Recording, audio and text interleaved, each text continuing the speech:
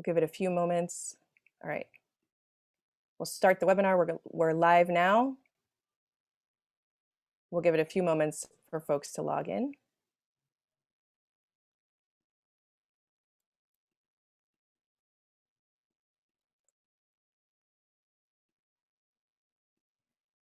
All right, good evening, everyone. Welcome to tonight's live online author event with Greenlight Bookstore. I'm Jessica from Greenlight, and we are honored to host tonight's event with Marlon Peterson, presenting his new book, Bird Uncaged, an abolitionist freedom song. He's talking with Dr. Nadia Lopez, so you are in for an excellent evening. Before we start, I just want to say a huge thanks to Marlon and Nadia and the team at Bold Type Books for making this happen, and to all of you for showing up. We're not able to host events in our store spaces. Our community of authors and readers is still here. We're grateful for your support and for the chance to make space for conversation and connection. A couple housekeeping things before we get started. In our Zoom webinar tonight, you can see and hear the speakers, but unless you're in the room with them, they can't see and hear you. They can see that you're here though, and you can see a count of fellow attendees on the top of your Zoom screen. There's a couple different ways you can interact with the authors and with each other in the Zoom webinar throughout tonight's event, which we encourage. The first is the chat, which you can find by clicking on the icon that looks like a speech balloon. You're welcome to post your comments and thoughts in the chat. That's a great way to show your appreciation for the authors and interact with fellow attendees. If you have a specific question you'd like to have answered, please post that question in the Q&A module. You can find that by clicking on the icon that looks like two speech balloons. We'll be pulling questions only from the Q&A to be answered in the later part of the program. And importantly, tonight's featured book, Bird Uncaged, is available for sale from Greenlight Bookstore. You can shop in person in our store locations 12 p.m. to 7 p.m. every day of the week, and you can purchase Marlon's book and many others on site, or order online at greenlightbookstore.com for a quick pickup in the store or for shipping anywhere in the US. I'll drop the buy link in the chat in a moment. If you care about supporting the careers of authors and the ongoing existence of independent bookstores, buying tonight's featured book is a great way to show your support. So we have kind of a special event tonight. Dr. Lopez and Marlon are actually in the same room together at Nostrand Station in Brooklyn. I'm going to just do a quick introduction of them, and then we'll get to switch over to their location. You can hear their conversation. Our interviewer, Dr. Nadia Lopez, is the founder of Mott Hall Bridges Academy, a New York public school located in Brownsville, Brooklyn. Her story became a viral sensation when it was featured on Humans of New York a few years ago, and she's had so many honors. She's received the Medal of Distinction from Barnard College, was selected as a top 50 Global Teacher Prize finalist, and became a TED speaker delivering a talk on the education revolution. As the author of she's the author of the best-selling books, The Bridge to Brilliance and Teaching in the Fourth Industrial Revolution. She now serves as the CEO of The Lopez Effect, a global education firm that coaches aspiring and current school leaders to redefine their roles and how academic institutions should serve their communities. Her advocacy for personal development, sustainability, and wellness continues through her work as a co-founder of the Elevated Conference and podcasts. She'll be speaking with our featured author, Marlon Peterson. He's the principal of the Precedential Group, a social justice consulting firm. He's also host of the Decarcerated podcast, a senior Atlantic Fellow for Racial Equity, a member of the Aspen Global Leadership Network, and a 2015 recipient of the Soros Justice Fellowship. His TED Talk, Am I Not Human? A Call for Criminal Justice Reform, has over 1.2 million views.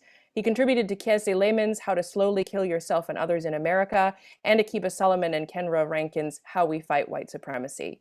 His writing has appeared in Ebony, The Nation, USA Today, Color Lines, and more.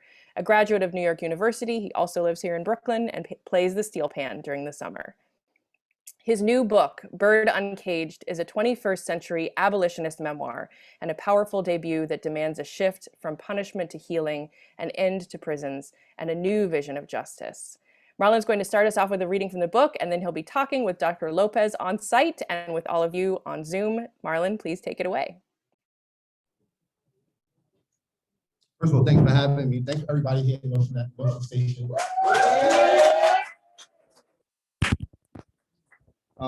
So the piece I'm going to read is from chapter 12. The chapter is entitled Pens from the Pen. Good? All right. In April 2008, Sean Bell's murderers, 3 New York City police officers who offloaded 50 bullets at Bell and his friends after his bachelor party, were all acquitted of manslaughter. Michael Oliver, the detective who shot 31 rounds at Bell and his unarmed friends, said that the judge's not guilty decision, the defendants elected for a trial by judge, was fair and just. The morning of the decision, I had arranged for all the transitional services facilitators to watch the verdict live on television in building 107 of the jail that we were in. Sirius Black had warned me that I was about to be disappointed if I thought the police officers who had killed Bell would be held accountable by the court. 1 month after that verdict, Senator Barack Obama had given an enthralling speech on race in America. It was called A More Perfect Union speech. I had gotten my hands on the transcript of the senator's speech and dissected and highlighted phrases of the text like it was a school assignment. The hope and promise in his words were what made me feel that justice for Sean Bell looked like criminal convictions of the shooters, and that there was no way that anything but a guilty verdict was certain. Along with all the facilitators cramped around a 20-inch television in a small classroom, I sat in silence as I heard the words, "Not guilty," repeated on the screen.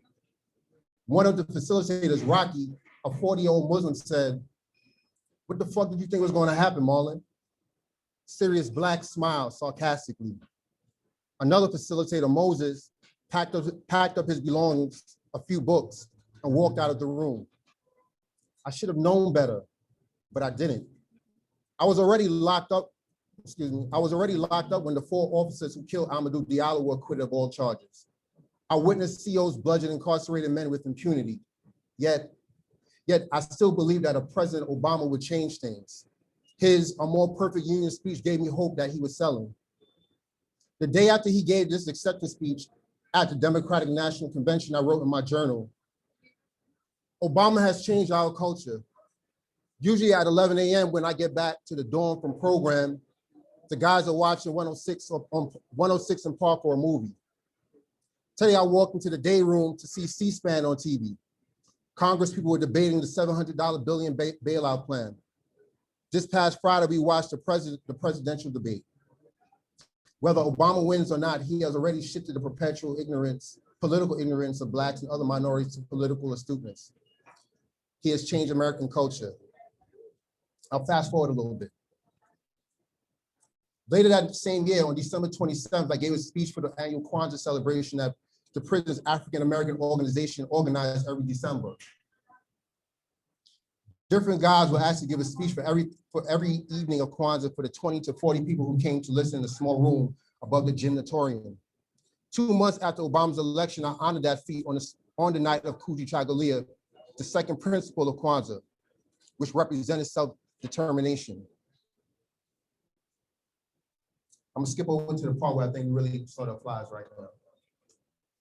After the Kwanzaa speech, I organized the men to write their hopes for Obama's presidency, which I mailed to the White House and Essence magazine. Oscar Grant III, an unarmed Black man, was killed in Oakland, California by police 4 days after I gave this speech of hope. Prison can do this thing where the prisoner becomes more invested in the binary of right versus wrong than the most conservative prosecutor. Guilt does that. Living with the memory that you were the purveyor of some great harm toward another person or people can have an unintended effect of blinding you to the ignorance of being treated unfairly. Critiquing the system for injury can feel sacrilegious and incongruent with accepting guilt for your personal transgressions. Obama represented for me in the year of my bid possibility, which I already aligned with, but he also reinforced me the idea that all I had to do was be a good citizen and everything was gonna be all right. Stay away from the guns, old habits and old friends, and life after prison would be much easier. I spewed lots of that rhetoric in the classes I conducted inside. What Obama's speech left out was that no amount of goodness on the parts of Black people will prevent us from filling up American jails, prisons, immigration lockups, and special housing units within those jails, prisons, and lockups. Obama's speech on race left out the American fact that this process of building toward a more perfect union is accomplished on the backs of dead Black people who were involuntarily sacrificed to the ideals of life, liberty, and the pursuit of happiness. And here's the last paragraph. Years later, I found myself being a huge critic of President Obama, not because he wasn't a good man or a great leader, but because he was not being real enough with us. It is not our job as Black people to make this nation more perfect. It is our responsibility to heal, to create Black joy, to realize a world of Black possibilities, not to be the bastard laborers of an American perfection that relies on our involuntary martyrdom.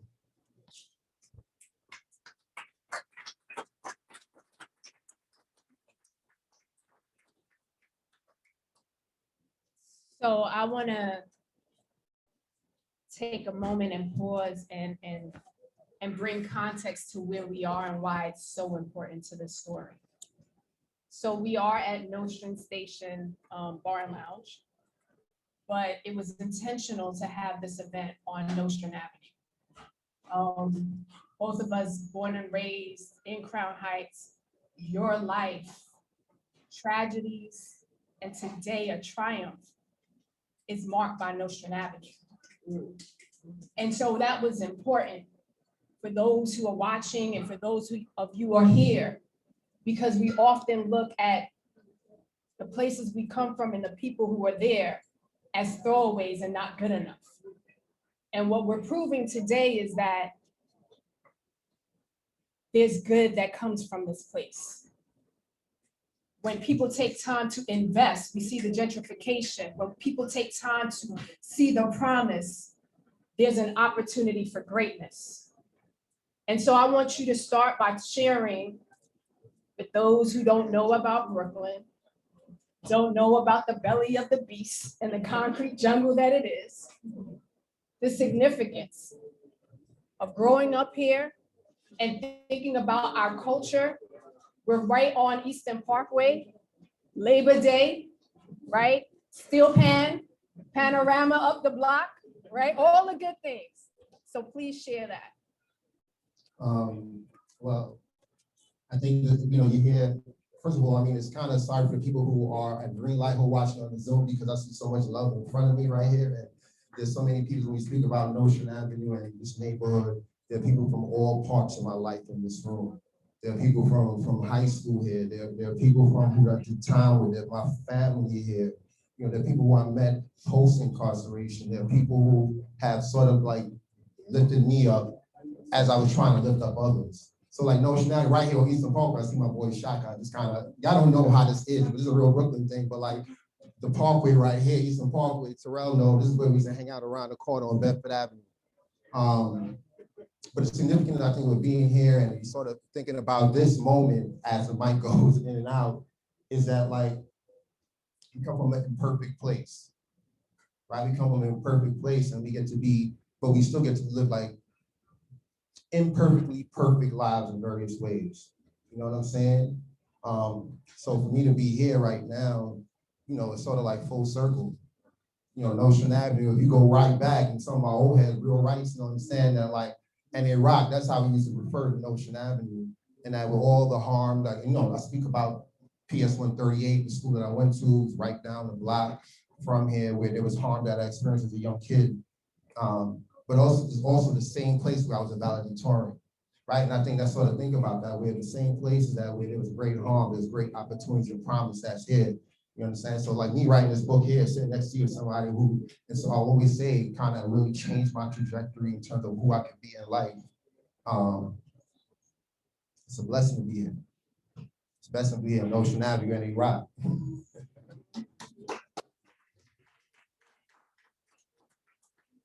So there's so many places I want to start, but I guess I'll start with my own reflection of reading the book. So I had the opportunity of getting an advanced copy in order to prepare for today. And Marlon, like we talk every day, all day, like just keeping each other encouraged. And he kept like stressing me out. What do you think? What do you think? And I was like, no, leave me alone. And he was like, yo, so you really not gonna tell me? And I was like, no, I'm really not. Because this was hard to read. It was painful to read. The way you wrote this is like, it's like cinematic. Like you could see the entire story play out. And I felt like every moment of your pain, I felt it. I felt it for your family, how they would have to interpret this. I felt it as your friend who grew up and felt like there was people who should have paid attention in the school system, that you weren't given a fair chance. And so I went through the emotions of being angry, of being sad, of being disappointed, of feeling elation when you talked about Penn and your mom and your dad and Kels and Mikey and your love for Devon. But this was the most painful book to ever read. And that's a good thing, because it really speaks about how you poured yourself into this, what I call a masterpiece of work, a body of work. And so I guess I'll start with, you talk about the dash, right? It's a chapter in the book that talks about, like, we all know there's a dash between the day we are born and the day that we are taken off of this earth. But in between, in your dash, you've experienced more than anybody in this world should ever have to endure. So I would like to ask you, that process of being able to release what was one of the most significant chapters in this book, but also what was like taking off, like peeling back a scar and having to relive those moments.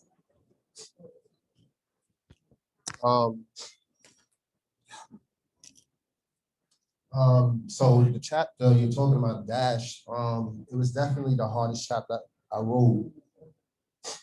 And the way I came up to even the title was that in my work doing, as a violence interrupter and whatnot, prior to when I first came home, I would sadly be able to attend funerals for people who were killed, young people. And I remember going to a funeral for a 19-year-old boy who was in a program that I was a part of, that I was running, and he was killed. He was killed on Flatbush. He was 19. And I remember going to the funeral. I remember the Pastor Jones, and he had gave the eulogy about a dash between, you think about a dash in a tombstone, the day somebody's born to the day someone passes. And I thought about it in a different way. And I thought about like what happens in between the time someone is born and the time like they become 14, 15, 20. And, I like to say that they now throwing up gang signs or they in jail or what have you. Like what happened in that process? What was the dash? And then so for me in this part of the book, I went to a lot of places. And one of the places I went to is a place that, like I often say, it was the first time I had ever spoke to anybody about it was my father, who so many ways I wish, my father. It's all right. It's okay. It's okay. It's all right. It's okay. It's all right. My father has It's all right.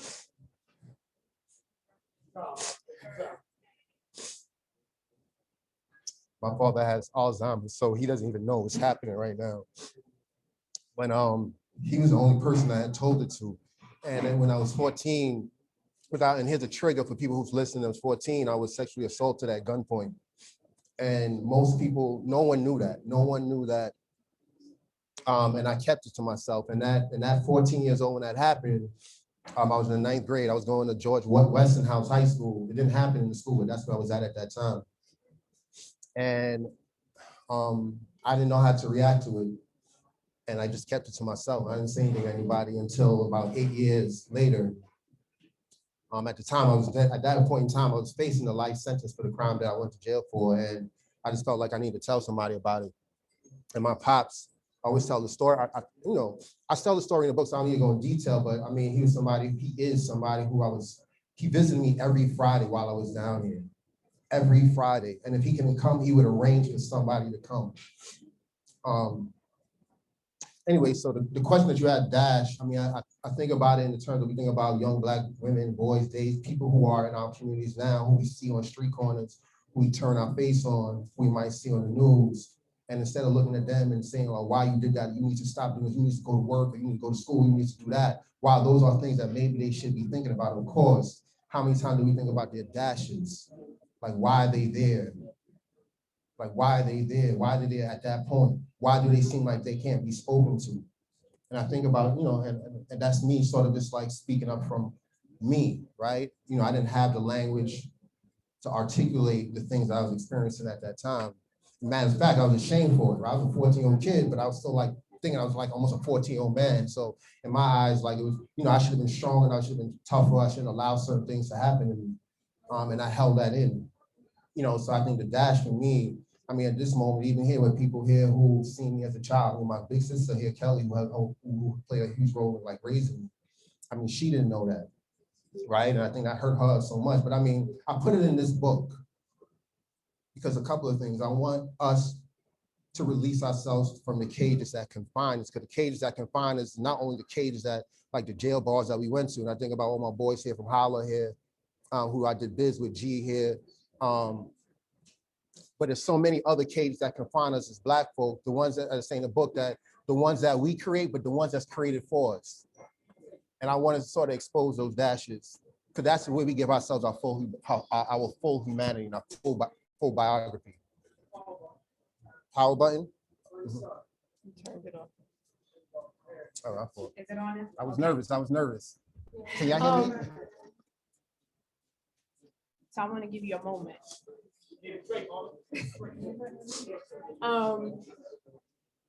And I want to acknowledge you, and I want to acknowledge everybody in this room, because you served at a time throughout that dash, right? So whether it was his childhood, whether it was in high school, junior high school, when you did your bid, when you came out, everybody in here serves a role in that.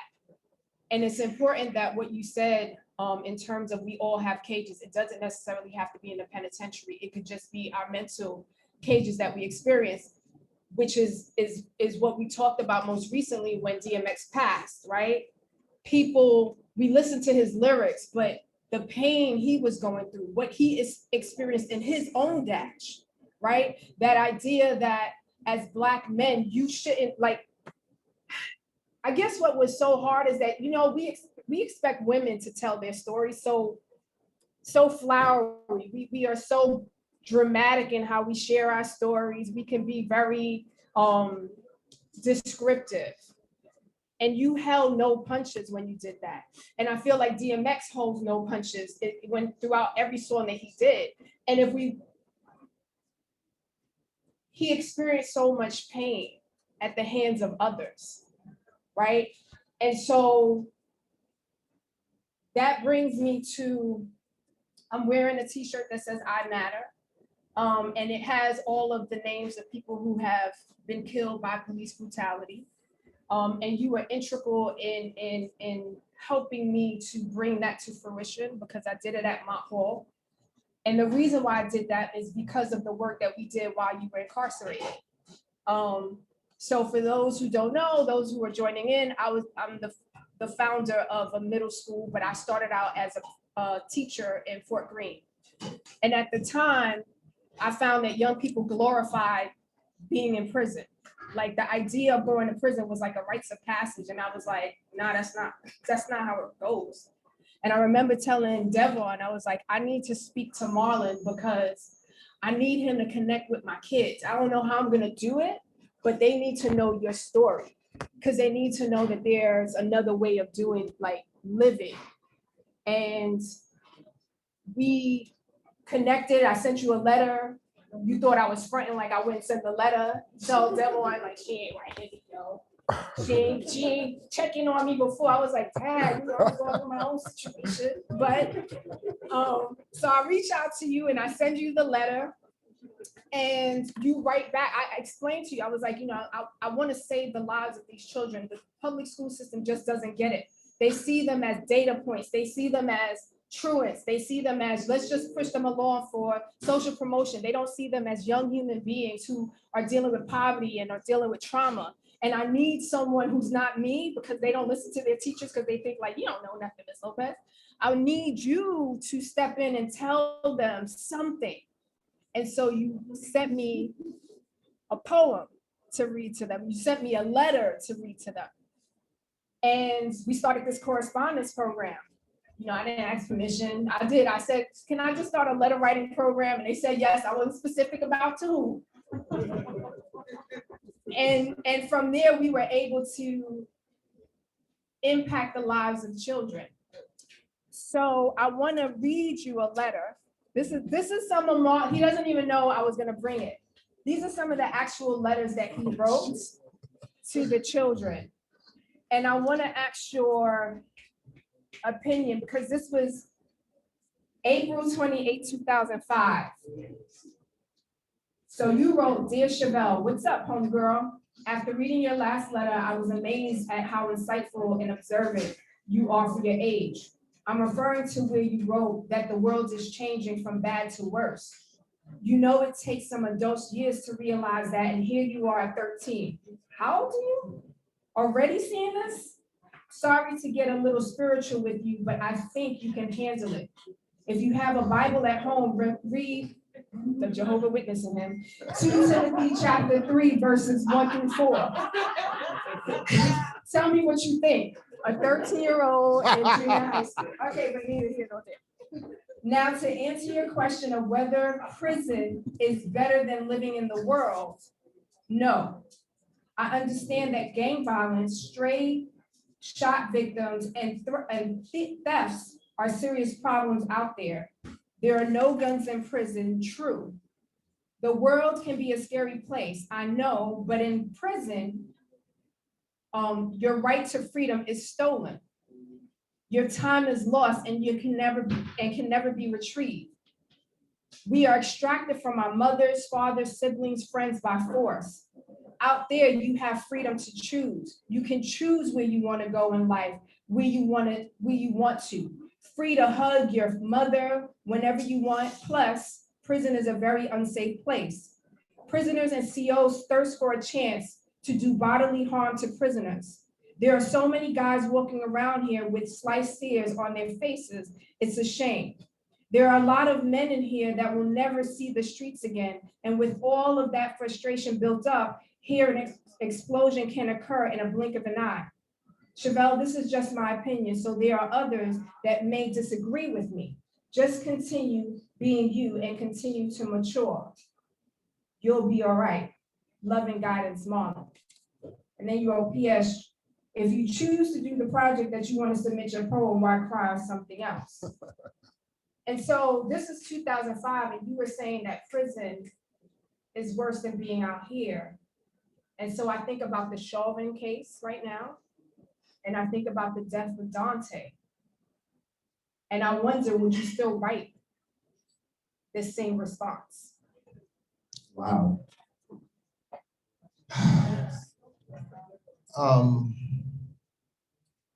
Wow, I haven't seen any of the letters. I've never seen any of the letters I've written to these kids, ever. I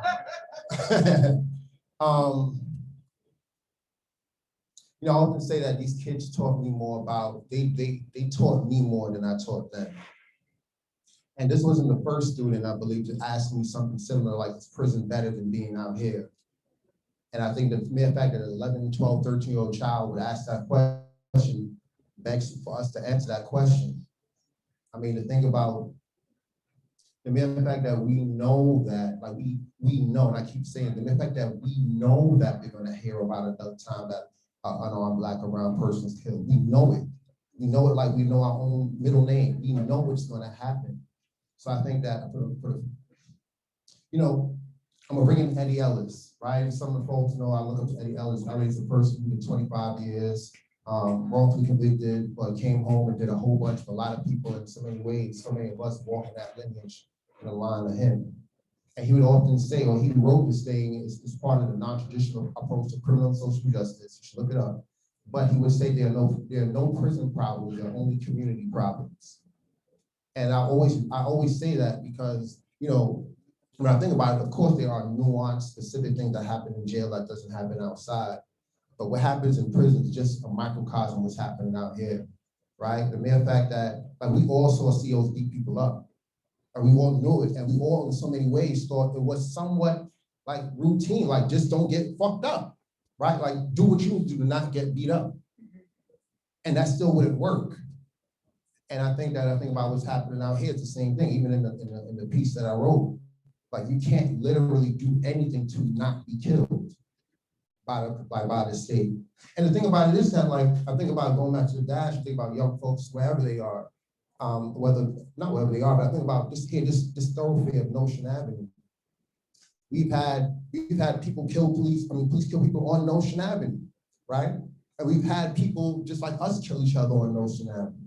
And I'm saying that, like, when I think back to that, I think about the larger about this Chavelle's question, that I understand why someone at 11, 12 years old back in 2005 would question, is it safer in there, in prison than it is? And I think that's sort of an indictment on our society.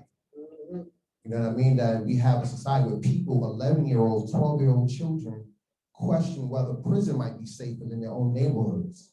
That says something about our community, that says something about our society. It says something about, when I say about society, even in this book, I don't speak only about, like, we gotta do better, like I should have done better. I don't ever take the foot off the neck of the state.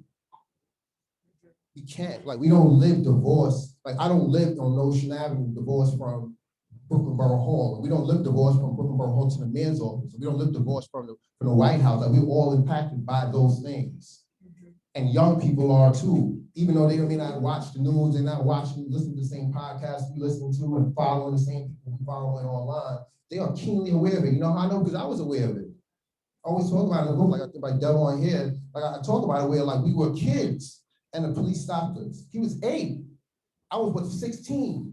And they stopped us because they thought we were up to something, getting off a bus from steel pen practice. In the summertime with shorts and a t-shirt on. Just think about what that does to a young person. It automatically it creates an idea that there is something about me that's criminal. And if there's something that I think is about me as criminal, when the opportunity to do something that's actually criminal, well, I'm already sort of looked upon that way. So why not do it anyway? You know what I mean? And so, I mean, I give a roundabout answer to the question about Chavelle, but I sort of, like, you know, this is 16 years later after that. After this, wow, 16 years later, you know, once again, they're teaching me. And so let's make that connection to not just you all walking down the block and experiencing that. You speak a lot about, in the book, the role that the school played. And I took it personal as an educator because of the fact that the reason why I connected with you and I wanted to make sure that the kids knew your story is because you had what was considered the perfect family dynamic. You came from a 2-parent home. It was nothing broken about it. You had a brother and sister who was always there. You had family who literally lived in the neighborhood.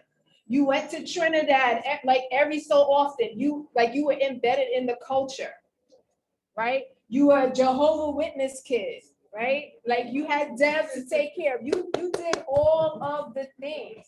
And when we think about your story, if someone didn't read the pretext or didn't ask you the question, they'd say, yeah, you know, he had that mother that was probably strung out, or the dad wasn't around, or the sister must have this and the brother must have that, been in gangs, and that wasn't your story.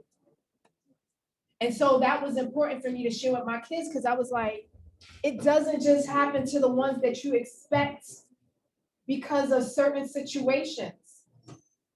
We have to look at the root of it, right? So we talk about hurt people, but what hurts the people?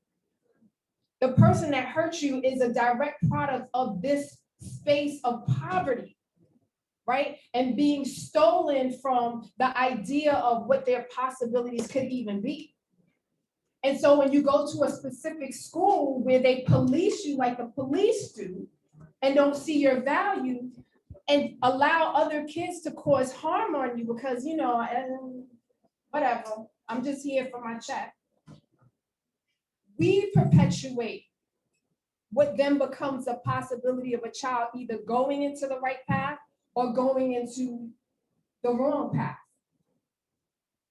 And so it was literally like when I read the story, I was like so compelled because my mother could have put me in 138, but because they said that was the jungle school, she bought a lease from someone across the street from PS 93, which is 2 blocks away, instead of the 4 blocks away for me to go to 138.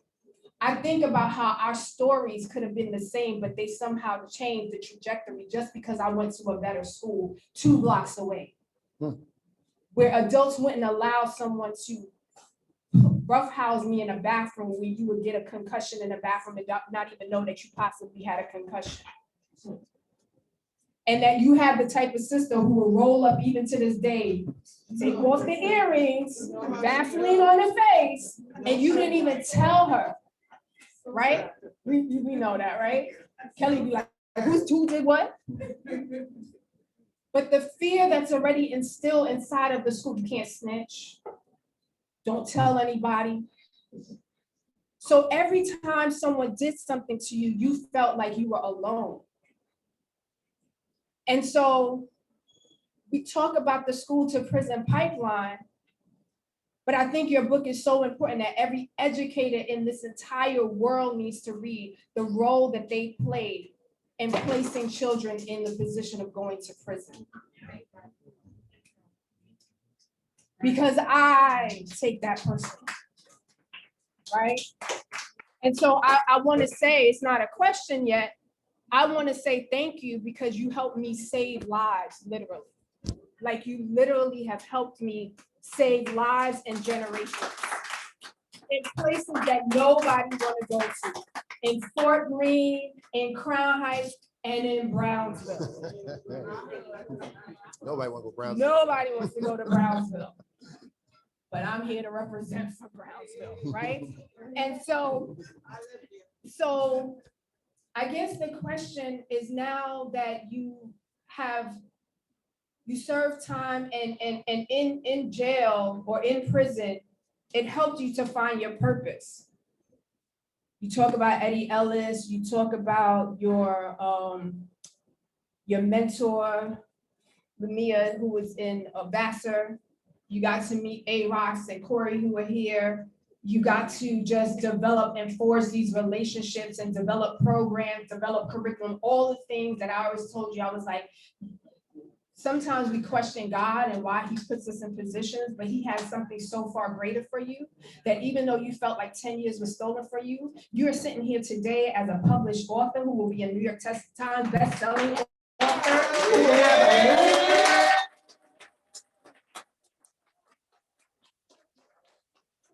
a movie about the story, who has done TED Talks, who has done 1 million and plus views.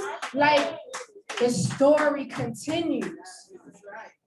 And you're a picture of that, right? You're a picture of that. You are the essence of what Black liberation could look like and what joy can be. How do you feel about that?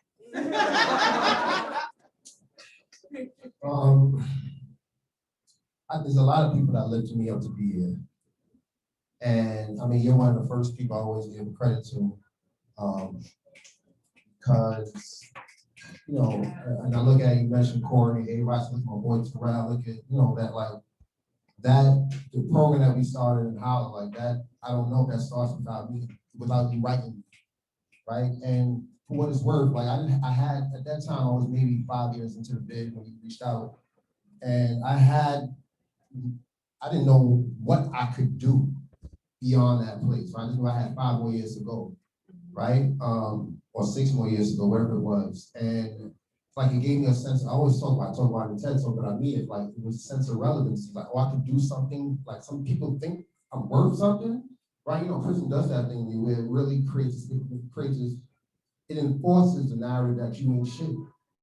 And when you compound that with that, maybe you did something in the eyes of other people that may who look at you in that way. When you go to a place like prison, it only you know, emboldens that idea that you ain't worth anything. I think when you reached out to me, that helped me see something. Like, oh shoot, kids care. People actually think I got something that I can offer them.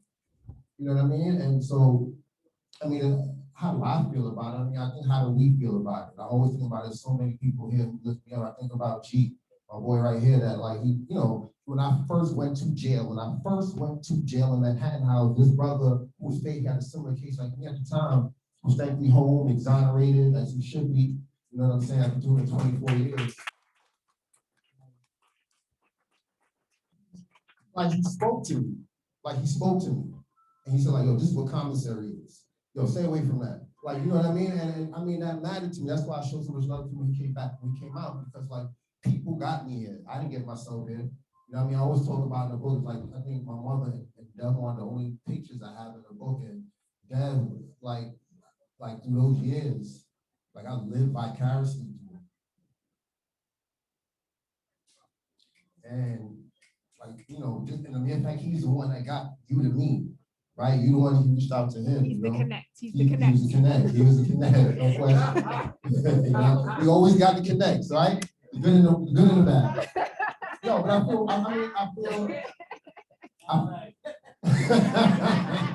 I'm sorry to hear y'all on the Zoom. Y'all not understanding. Y'all should be here. But I know people have questions, so in the comment. But I want to say, I feel prepared. You know, I feel prepared.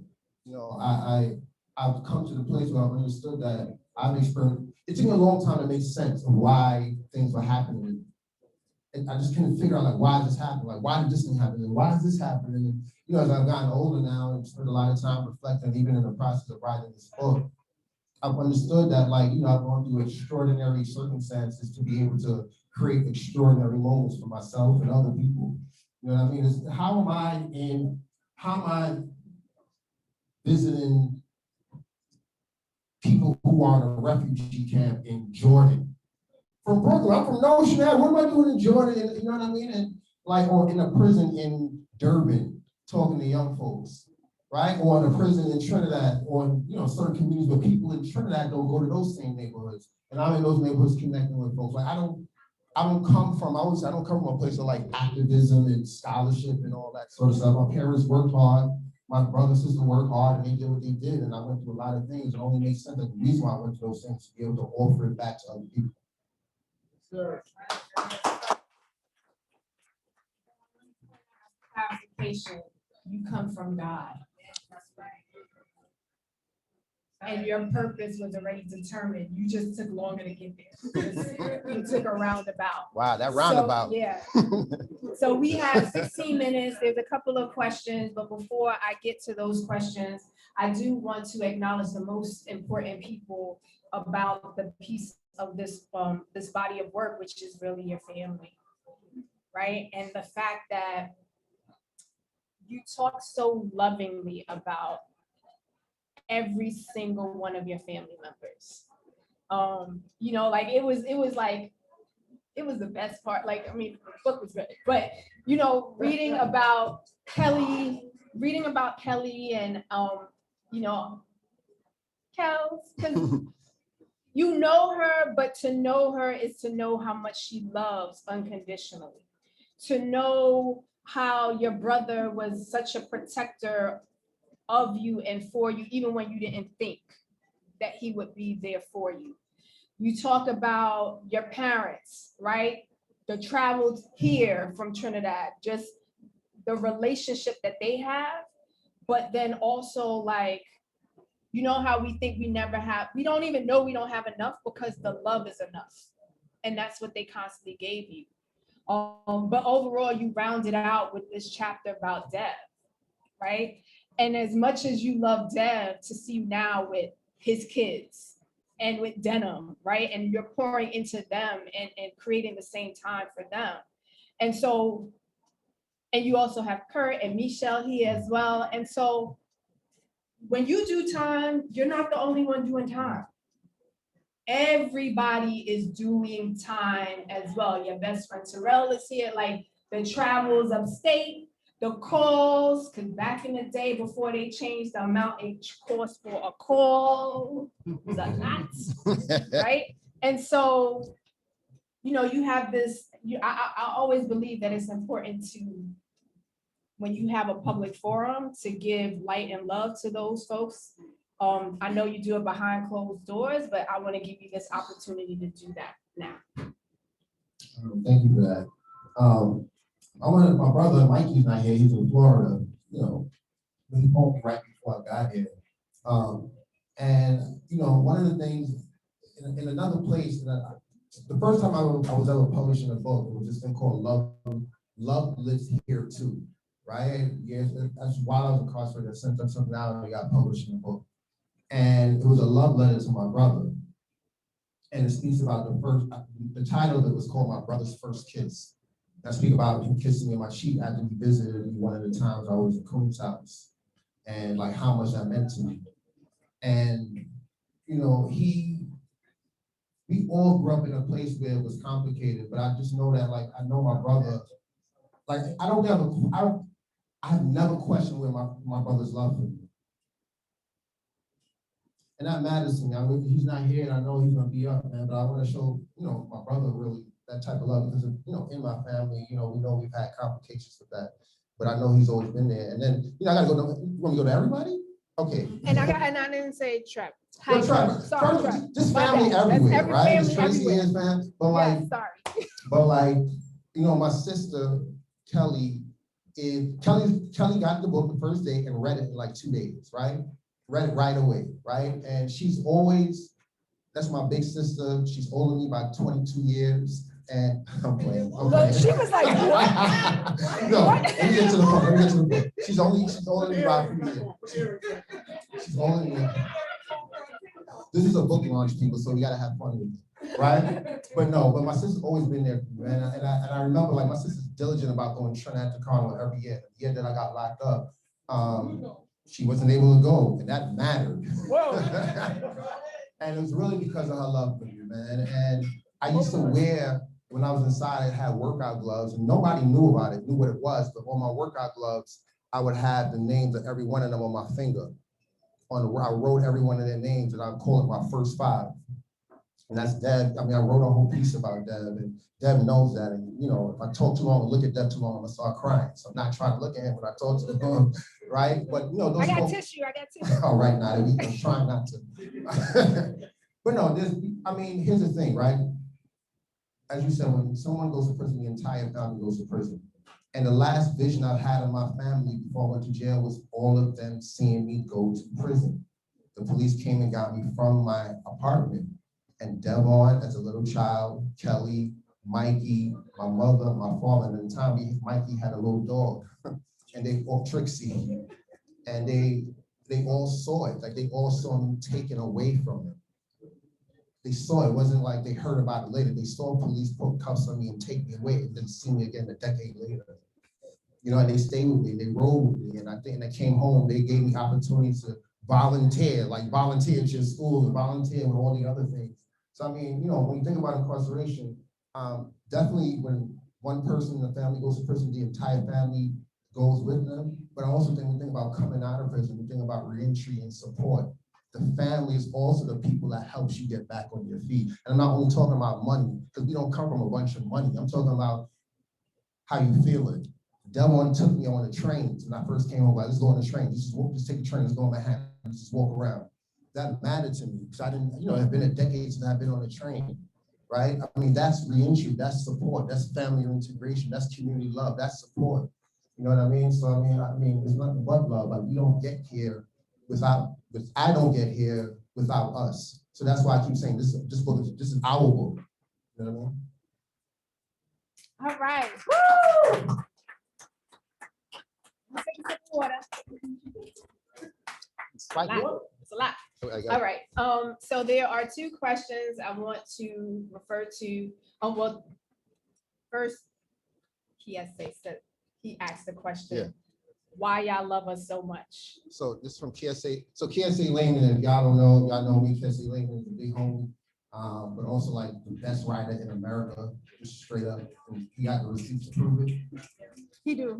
But he asked. So we met KSA the same day, actually. We met him when we took kids from Mott Hall Bridges up to Vassar College. No, I wasn't at Mott Hall. I was an assistant principal. Oh, assistant principal. Yeah. At 73. At 73. Another school in Brownsville. Anyway, the question that he asked is, why do y'all love us so much? And let's get into, oh no, I'm not gonna put the other part. Look at the other part. But he asked, why do you love us so much? I mean, I think why is because we love us so much. We love us so much. We love us so much because we love us so much. You know what I mean? And I mean, we come from the same place. Similar stories, first generation born here, I'm the first generation born here. And we hung out on Dean Street, right? And I see homeboy dog there. I'm just like, when I see dog, you understand that somebody from anyway. We don't gotta explain. Right? We don't gotta Right, but like we come from hanging out on the same street corners, right? Yeah. And we come from us. We've seen all the possibilities of us. I think we've seen all of the parts of us that are not so good, and we still see possibilities in us. So while we love us, I think we can, I don't know, we got another choice. No. And so the next question is, what role should our schools have with our kids? That's Principal Lopez. All right. Pastor.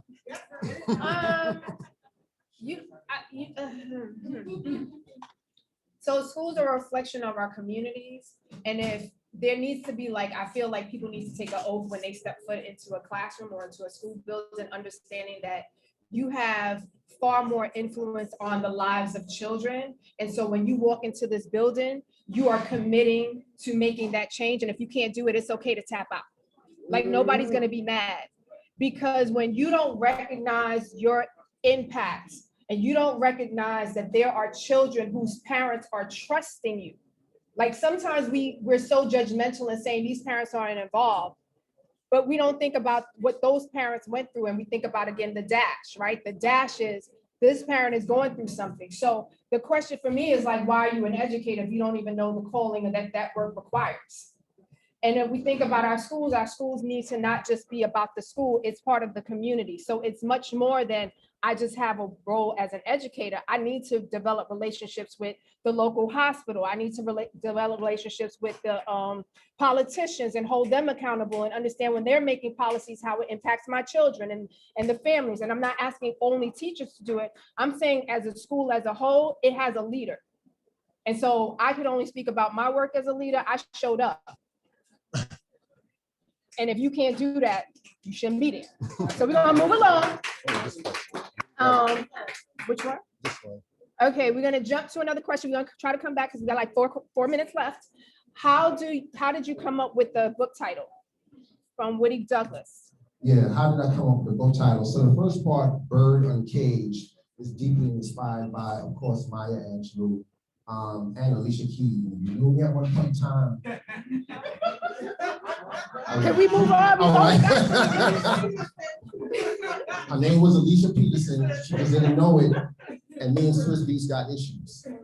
But it was deeply inspired by Maya Angelou. The first time, actually, the poem that you speak about that I sent to the kids was written while I was reading, after I read Maya Angelou's book. And it also coincided, when I first wrote the poem, I was actually in Keep Block. Keep Block, 45 days Keep Block. Keep Block is when you can't come out yourself any more than an hour a day. And I was in that situation for 45 days. And so that's how I came with the first half of the title and the abolitionist freedom song. Here's an interesting fun fact that the original title, second half of the title was gonna be Promise to Sing About. And that's a song from Kendrick Lamar. Yeah, but it didn't work. Right, but it didn't work, all right. You ain't got it. But I see it's not on this book. All right. I think the abolitionist freedom song is this, right? So when people think about abolition, I think about specifically the abolition of prisons or the abolition of jails or abolition of police, and that's something that we hear about a lot more so now than ever. People always go to the first question. I've been asked several times in interviews just in the past week as well. What are you gonna do about the people who rape folks and people who kill and do homicides? And my thing is this: abolition is a politic about what we can create, right? When people when we think about slavery and at the time of American slavery, American shadow slavery, and we had abolitionists. Abolitionists wanted to be free from slavery, but they also wanted freedom. They wanted freedom. They wanted something. They didn't just want to not be in chains. And I think that when I think about the abolitionist freedom song, it was me saying that, well, one, I want us to think very critical about what is possible. The reason why I interrogated myself in the book the way I did, when you read it, I interrogated myself a lot. I don't come out in this book as a hero. right? I don't think good memoirs don't come out as heroes in good memoirs, right? And I wanted to sort of model like what we need to do to be able to be free, right? Like the cages that confine us, I speak about a lot metaphorically in the book, that is not just prison. Like prison is the biggest cage, that's the most obvious one, but there were cages that were confining me before I went to jail. And I wanted to be able to free from that. I know we can get free from it. I see us, I've seen the possibilities. I'm looking at two dudes, particularly A-Rox and Corey. I remember us being in a place where we were in prison and we could not do the thing we wanted to do. We came home and created a whole ass program. You know what I'm saying? Like Corey was in the 13th, Ava DuVernay's joint, right? Like we were in a, like we had positive, and we were all in jail for violent crimes. And I want to be specific about it. I'm not talking about people who've been in nonviolent drug offense. I'm talking about everybody. And that's the hardest part of this book. So I'm asking you to reckon with the hardest part of us. How can we deal with people who do the most egregious harm? Because here's the thing I'm saying to people in this book. I was capable of the most egregious harm. And I'm saying that, I want people to reckon with that. So when people understand that, I wrote these letters to the young people, I created USOS or Hollow or whatever else I've been a part of. Like I was also capable of those things, but I didn't because of certain types of interventions. There were different types of interventions. This was an educational intervention. She was one of my interventions. Those students were one of my interventions. It didn't require that I go to jail.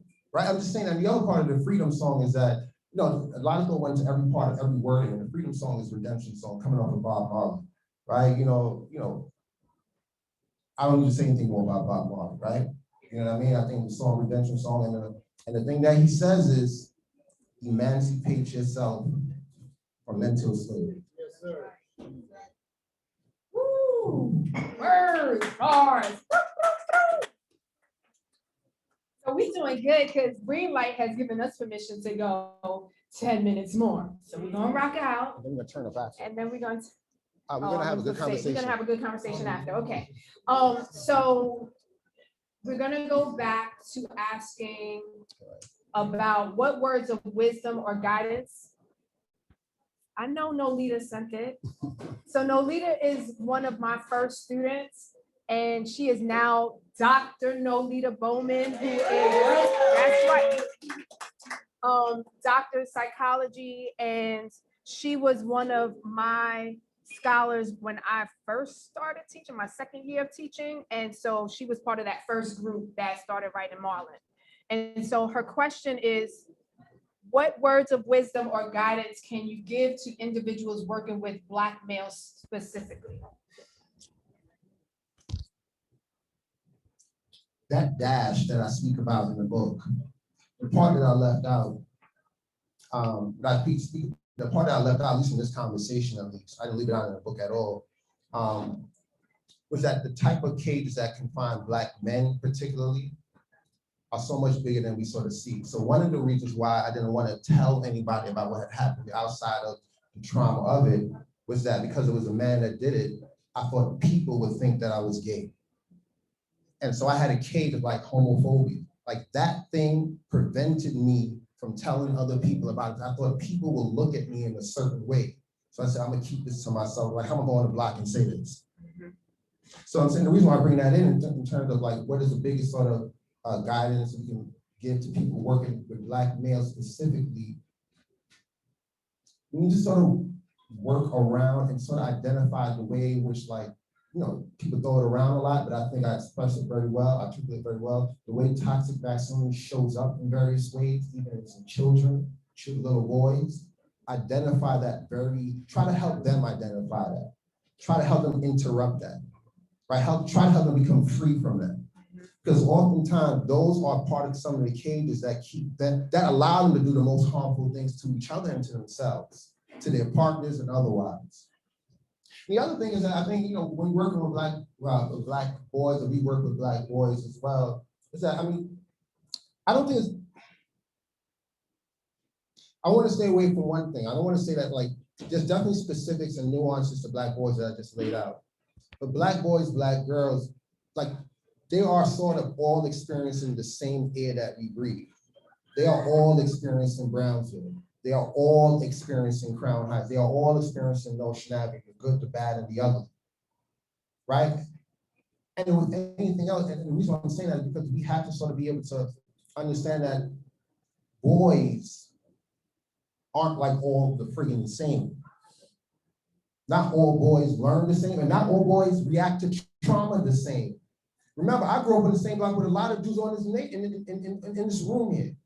And they may not have gone through everything I went through, but they saw something, they went through it, and they didn't react the same way. They may have reacted in a different way. And I'm saying that we shouldn't expect all Black males, Black boys to react the same way to the same things.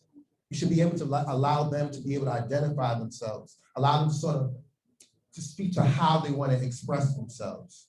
Because oftentimes the thing that we do the most, and I'm still as a 41-year-old still guilty of it, is that we don't express ourselves. And if I could just add that part of it is listening and paying attention and being intentional with asking, how are you? What's wrong? And what do you need? Like, that's really my saving grace for a lot of my boys. It's like, I just give them space to be, because we fail to even understand that sometimes there are young people who just don't have a place of rest and silence because there's just so much happening around them. And then also being tactful with how you share things, right? So your thing was like, you didn't want to tell your teachers per se, or like the dean, because they would just straight up be like, oh, we want to go tell your mother, right? Like put it like on a loudspeaker, as opposed to knowing how to talk to your parent and saying like, so we have a concern, we don't want you to get upset, don't blame him, let's have like a conversation. There's educators who don't know how to, they don't recognize that parents are reactive. They just think of like, I don't want my child to be harmed. And so I remember in the story, your mom pulled you out of one school, put you in another school, and the other school was just as harmful. It was the same 138, right? So it was just like, it did not help. But had they sat and talked to you first, had they sat and talked to your family and talked about options, things could have possibly been different. Possibly. So Nicole Alexander asks, what is the biggest takeaway you want readers to understand when we finish reading? That is possible. That's why the last words of the book is happiness is next. That's the last words of the book, happiness is next. The first chapter of the book is titled Hiding. And the last chapter is called Un-American and Free. Right? I want people to understand that the possibilities are enormous. Like I've seen things, like we've all experienced things. I've seen the possibility of Black folks and Black and brown folks to create a lot of things out of nothing. And the other thing I want people to sort of get out of this book is my love for steel pan. And the reason why I'm bringing that in though is all connected, right? I always tell the story, like you know the story of Trinidad, you know the story of steel pan. It came from people who people thought weren't shit. People who thought weren't worth anything. And now that instrument is everywhere, right? And the reason why, I mean, that's probably why I am attached to it so much, but like, it's a freedom song. It's a freedom song. I want people to understand this book is a freedom song. This is an opportunity to wash away. Like I was able to wash away a lot in the process of this book. And I hope when people get it, they're able to wash away a lot of their own cages as they read it. Deep. Word. Word. So we got maybe one more? One more. And then we're gonna have conversations, questions here, if y'all got anything. Deborah. So Deborah asks, what I love is that it is so forward thinking, how so many people have overcome this degrading. I'm sorry. Woo, sorry. Decarcerated is an incredible podcast. Now, what I love is that it's forward thinking, how so many people have overcome the degrading impacts of prison. How can we get your podcast into prisons? Because I didn't do it. So that men and women and kids can see the light and hope. So she wants to know how. So the Incarcerated podcast, you should listen to it. Download on Spotify. It's dope. You know, a few people in this room have been on it and whatnot. And she's asking like, how can I get it into prison? How can it get into prisons? We're working on that. I will say that for people who are watching on the Zoom on the feed here, I will ask your support in trying to figure out how can we get into prisons in a way that is not harmful. What I mean by harmful is that there's certain companies that charge a lot of money to be able to get these things into prison. So, I mean, I think of somebody named Bianca Tyler that runs an organization called Worth Rises. But if I'm interested for people on Zoom to help me get this podcast into prison, but also how to get this book into prisons as well, because prisons don't allow hardcover books in prisons, right? They don't allow hardcover books, right? From what I've said. So I'm interested in partnering up with organizations and institutions that will allow us to make that happen. I think, this gift was written for people inside. Part of this book in very ways conceptually was written inside. You know what I mean? So I would definitely want those folks inside to be able to get it too, and also be able to sort of create their own freedom songs where they at. And there's an opportunity for bold type print to just put it in paperback. That's I'm not the agent, but I we got the agent in the room. She's shaking her head, yeah. Will there be other book signings or presentations in the near future, especially bookshops and places opening up? Will you hit up all the Brooklyn book ships first? All right. It's trying to, well, I don't know about any other signs. I know I'll be at Greenlight Bookstore. There's one on Fulton Street and one in Flatbush. I'll be there tomorrow morning signing books. And whoever reaches out. In the era of COVID, pre-COVID, I would be all over the place doing book talks and book signings, but we're in this era of COVID, so we can't do that. So, we're trying to work around, like even, right now, how we are able to do this launch is a workaround. So, I once again, for the people in the Zoom and people in the room as well here, you can think about ways in which we can get books, signed books. I can get to bookstore. Please reach out, let us know. We have one more question. Cedra Sebastian asked a question. In addition to shutting down prisons, what else would you say we need to get free? What else would you say we need to get free or be free? Okay. Well, here's the thing, right? I said it before, right? I think the idea of shutting down prisons, you shut down prisons, I think is one. The notion that we can shut down prisons, what has happened? Like prisons do get shut down. I think people don't realize we're already doing it in various ways already. Right? But I think the other thing that we shut down, I think that we think about, I want to shut down the need for police. You understand what I'm saying? Hear what I'm saying? You hear what I'm saying? I want us to get to the place where we don't need police. Right? So that's what I mean. So when people say we want to abolish police, that's what they're saying.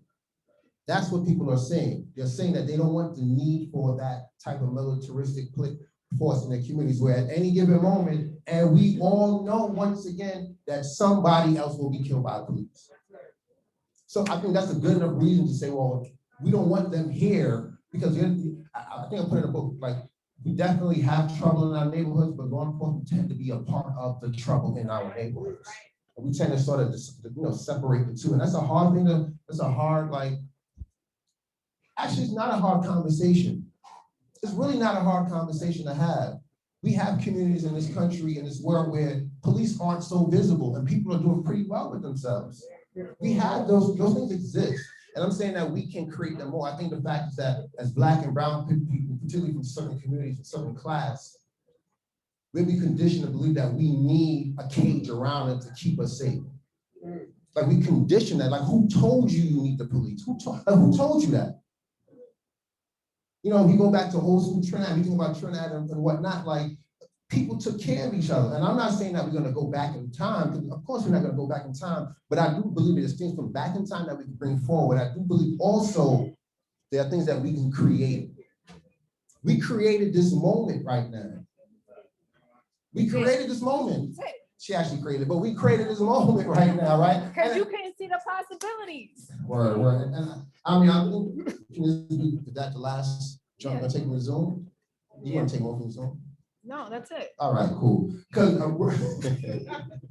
what I want to say though, is that like the creation of this experience that I've had, the experience that I've had through this journey, through these 41 years, here we are on this day, we're in this room on Nostrand Avenue, right around the corner from where we used to hang out at, right? Where we used to hang out at, dance on the corner on Bedford over there.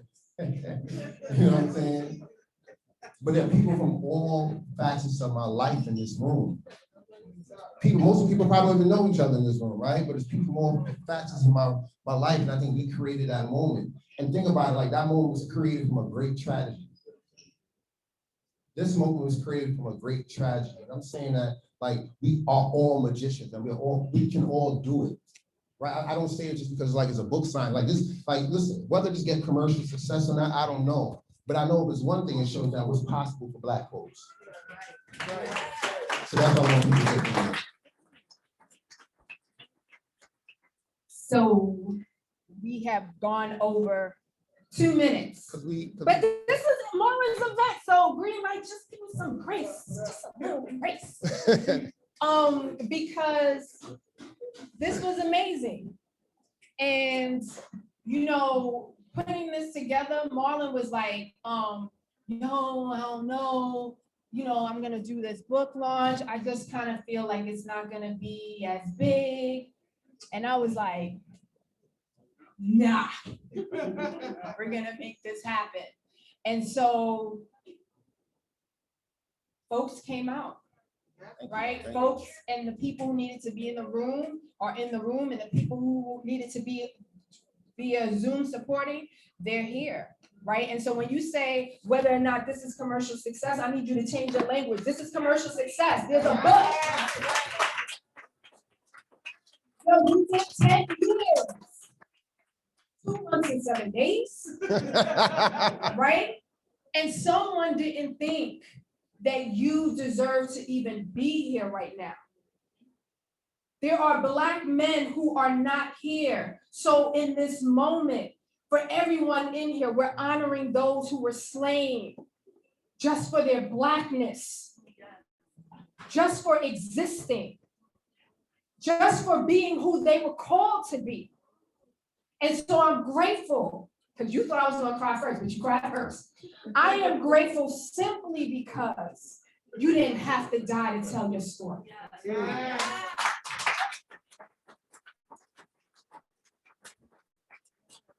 And that's powerful. Because every one of us are not here giving you flowers over a gravesite. We're giving you flowers because you give us all life. And so to be the bird uncaged, that freedom song, Bob Marley was singing about you before you were even born. Right? And for everything that everybody in this room had to endure with you, past, present, and as we move forward, when people love you, Marlon, they're gonna ride and die with you in all facets. So you don't ever have to question whether you matter. You don't ever have to question whether you are relevant. You don't ever have to question success. You are it.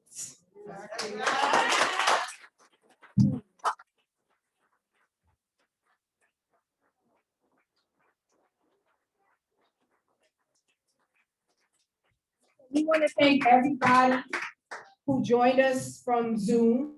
Unfortunately, you can't, partake in the after effects that will be happening, but you can follow Marlon on. Yeah, but you got Instagram, Twitter, _Marlon Peterson. Hit me up there. And I'm hoping that I believe this book will change lives. So I thank you for the opportunity to be able to author this. You already changed lives. Hello. Hey. I'm the cheerleader. That's love. That's love. So what do we do now? So green light. I don't know where. Here's right on time. Right on I didn't want to stop you guys. I feel like I want to say like amen. Like, can you hear me? I just want to say thanks so much to both of you. It's so amazing for all of us to just be in the room with you, like in the real life room, in the Zoom room. We're just like honored to like be where you are. Thank you so much for all of your words. And I just want to remind everybody, you can get that book from Greenlight. We got Marlon stopping by tomorrow morning to sign some copies for us, and you can pick it up in our store on Flatbush Avenue or on Fulton Street. I hope you guys have an awesome night tonight. We love you. We appreciate you. Thank you. Have a good night.